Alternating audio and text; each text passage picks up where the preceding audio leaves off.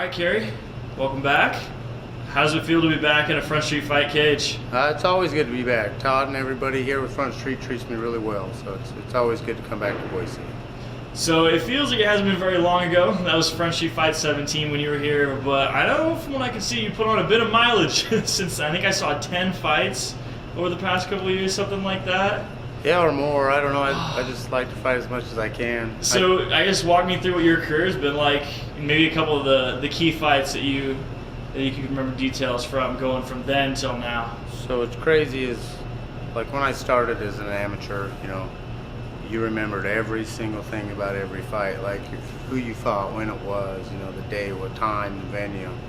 It's like these days, I had a hard time even remembering like when my last fight was, and it was on August 10th. But it's I think every fight is important.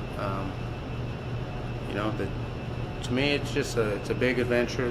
All I have to do is get in a couple fights here and there, and I get to enjoy meeting all these great people and seeing all these great places. Awesome. Well, talk to me about how training camp went then. So training, I don't ever usually have a camp. I just kind of train at my normal rate. Some days, I work later and don't get in, but some days I get in and get to train quite a bit. So it's hit and miss, but it's been consistent for the last 10 years. So I believe training is a huge key in it. If you want to do better, you train harder, for sure. So rubber match with Darrell Flores. Talk to me about that. You guys have a lot of history. Obviously, really friendly with how you guys were at the weigh-in, so you guys are comfortable. Oh yeah. So our first fight. So I remember when I first fought Darrell, he was just the dude that was like just an outstanding, outrageous athlete. Like I remember watching a video of him jumping out of like 4 feet of water in a pool, like doing backflips with weight vests on. I was like, man, this dude is an animal. And like I used to think, I used to get intimidated by people, and he definitely, first time we fought, I was super intimidated, and I actually think I did a lot better when I was intimidated. But so in that fight, we kind of just grappled a minute, and I caught him in a rear naked in the first pretty quick. So that was a good win for me, and I actually think it was his first loss. And then the second fight we had, he got me with a triangle like a second before the bell rang in the end of the third round. And I don't know whether it would have gone to me or him for the decision, but either way, you tap out a second before the end of the match, you're like, dang. But it's cool. I like to fight tough people, and I like to test myself, and it seems like Darrell's been doing nothing but training like super hardcore. So I hope we have a great fight, and I hope the fans like it. So what's your key? This is your third time. You kind of know how he fights. What's your key to a victory tomorrow?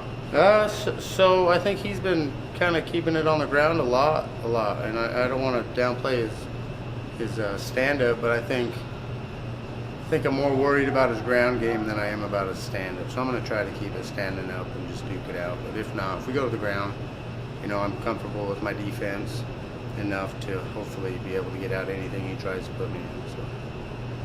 And then after this fight, I would say what's next for Kerry Lattimer, but it just seems like keep going and going, right? Yeah, so I got a fight after this November 9th in Great Falls, and then hopefully one in Pocatello coming up here in December. So, I like to stay busy. If I could have a fight every other week, I'd do that, but all these new commissions and rules and stuff like that prevents it from happening. So I just, take as many as I can.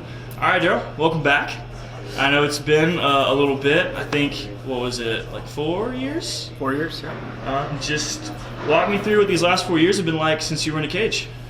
Honestly, I haven't stopped training. I've signed up for a couple fights, and injury after injury, I kind of had to make adjustments to the way that I trained and the people that I trained with. So, it's been one big, long training camp, so I feel good. I haven't missed a step, so I feel really aware of my body now these last 4 years. So how'd your training camp go leading up to this fight? What'd you focus on? To be honest, I was actually in the gym getting ready for whatever I had to do to get promoted in jiu-jitsu. My body was feeling good. I talked to Todd and asked what the upcoming fight card looked like. A couple weeks later, he sent me a contract for Kerry. Me and Kerry fought before. I love fighting that guy. He's super exciting fight every time we fight. So I mean, it was a dream come true fight. So yeah, you kind of already mentioned Kerry. Just walk me through that matchup. How did it go with you guys the last time, and what's going to be your key to winning this one?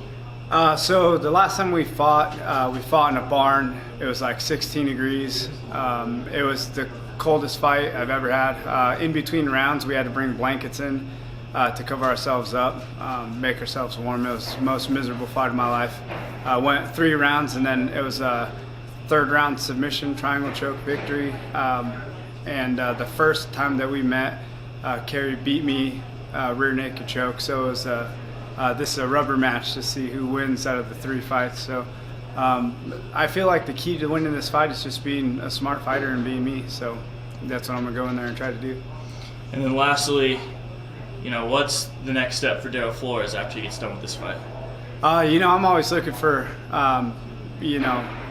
more fights. I'm looking for the perfect fight for me to set my career up. I have a family and stuff, so I'm gonna try to take a little bit of time off to hang out with my kids. They're growing too fast, but I want more. I'm too young in this game to even think about quitting now, so I can't dream of a life without MMA. So Perfect. Thank you, Darrell.